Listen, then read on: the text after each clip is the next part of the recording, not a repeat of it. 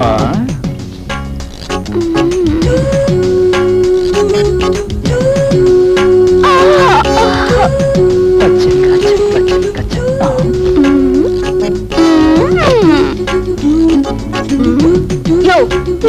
வேலை செய்ய விட மாட்டேங்கிற, நீயும் வேலை செய்ய மாட்டேங்கிற. நானா வேலை செய்யலங்கிற? ஒரு பக்கம் என் டியூட்டி, மறுபக்கம் உன்னோட பியூட்டி. நீ பாட்டுக்கு அங்க எங்க அடிச்சுட்டு போயிடுற கல்லால. எனக்கு எப்படி வலிக்குது தெரியுமா? நானும் இந்த வீட்டு வேலைக்காரி, நீயும் இங்க டிரைவரு. நம்ம வேலையெல்லாம் விட்டுட்டு பட்ட பகல்ல இப்படியா?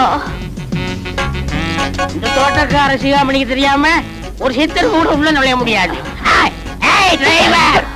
நீ என்ன கண்ட கண்ட பொண்ணோட தாவடிச்சுக்கிட்டு இருக்க? இந்த பொண்ணு யாருன்னு தெரிஞ்சாகணும். சொல்லு. பக்கத்து பொண்ணு.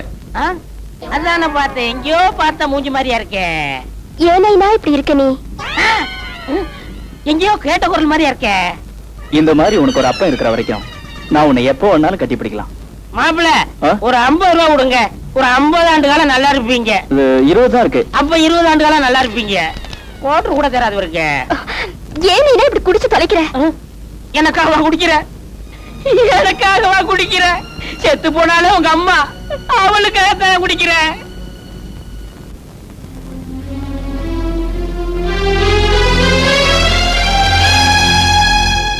ராஜுக்கு என்னடாச்சு?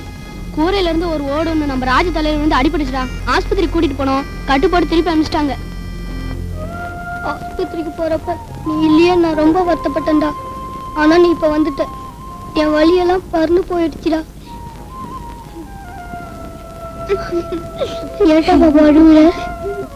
நான் ராஜுக்கு கட்டு போட்டிருக்காங்களே நான் அழுவுல. டேய், இந்த கட்டடம் இப்படி உளுத்து போயிட்டு இருக்கே, அதை நினைச்சுதான் நான் அழுதேன்.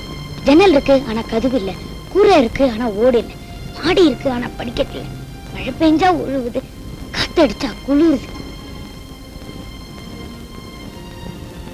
போத்திக்க முடியாத அளவுக்கு பொத்தல் பொத்தலா ஒரு போர்வை, பச்சை தண்ணி ஆட்டம் ஒரு கஞ்சி, உப்பு சப்பு இல்லாத ஒரு உப்புமா.